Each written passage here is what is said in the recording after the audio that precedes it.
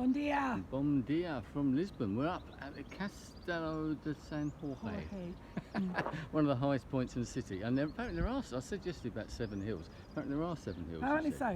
Yes, yep. Which is pretty good. So what have we done? Can you remember what we done? Because we had a bit of a heavy night last night, because it was my birthday. One of us had a hangover. A little bit of a hangover this morning, I must admit. And the old room was spinning a bit last night. I don't know who did that. Who put some penny in the meter or something, and the room starts going round. I don't know what that's all about. We had a bit of a wander after we left you, had a little rest, and had a bit of a wander around the area where we are in Barrio Alto.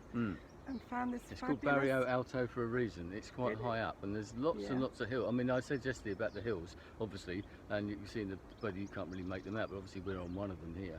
But it's just higgledy-piggledy streets, all sort of cobbled streets, shiny cobbles as well. So if it's wet, I should imagine it'd be lethal. But amazing, really nice. The area we're in is really nice, and it's got a bit of a vibe to it, hasn't it? Lots and lots of little restaurants. Lots of restaurants. We're looking for fado music, and it's everywhere. So so anyway, sorry, you were we found such a tiny little restaurant that it hadn't even got a name on the outside, had it? No, it hadn't. But the smell coming out of the door was fabulous. So we thought, right, we'll give this a go. Yeah, and it was really nice, wasn't it? Yeah, I mean, nice little vibe. Pork cheeks, although we were in Portugal. So, but they were really nice as well. The whole food was nice, but the wine was quite strong. We were told it was strong. I just spotted this guitar sitting in the corner, and I said to Julie, I wonder whose guitar that is. And then the owner, this lady, sort of basically running the place on her own with one man in the kitchen, presumably her partner, gets the guitar out and gives it to a woman on the table next to us, who's obviously a performer who just sat there and started strumming away, singing in Portuguese and in English as well. That's really nice little vibe, wasn't it? It was really good. So a bottle of strong red wine, beer. And then they give you liqueurs and things like that. I mean, we already had a glass of wine in another place as well beforehand. It's a good job we were only 2 streets over from where we're 2 staying. sheets to the window.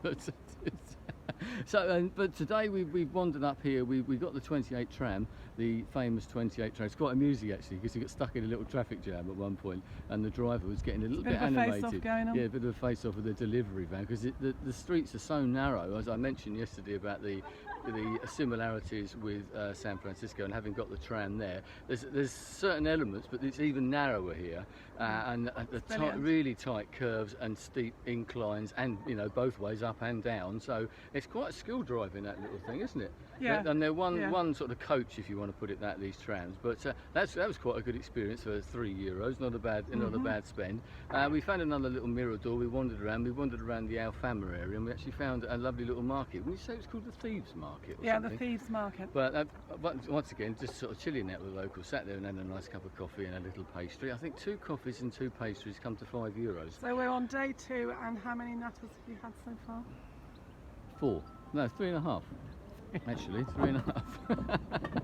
but they are nice, and we had something else. So we wandered up here. Wanted to come up here to the Castello. It's one of the main. I think it's the busiest tourist attraction.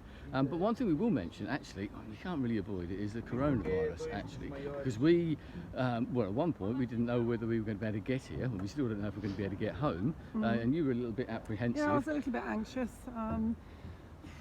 Yeah, because we didn't really know what to expect, did we? No. If we'd be like the only idiots travelling. But the plane was nearly full. Yeah. Gatwick Airport wasn't as busy as normal. But over here, I mean, in Portugal at the moment, as we speak, hasn't got that many cases of the virus at the moment. But they are certainly taking it seriously, which is good to see. They're very serious about it, and there's notices going up. There's people in the ticket office here. They didn't really want you to go and buy a ticket. They'd rather you bought it online. But then they separated you. You had to stand a distance away from the ticket booth, and the guy, the people there were serving with their face masks on. But so yes, it's one of those weird things. But so far it hasn't affected our trip here, and it's been really, I really like it. It's nice getting out today. Fantastic weather today. It's going to be about 25 today, apparently, isn't it? Yeah, so and we thought Alfama was the place to come because it's narrow streets, lots of shade. Yeah. So we're going to go and find ourselves maybe another glass of wine now. I think I fancy a deer actually, and some sardines. We have to eat sardines. Yes, we have. I think this restaurant is just about to open actually, that we're standing in front of. So anyway, so we'll leave you now and wander off. We've got to go back over that way somewhere, and we've got to go down a big hill and up a big hill to get back. So anyway, so we'll leave you there, and we'll speak to you, whenever. Ciao. Goodbye.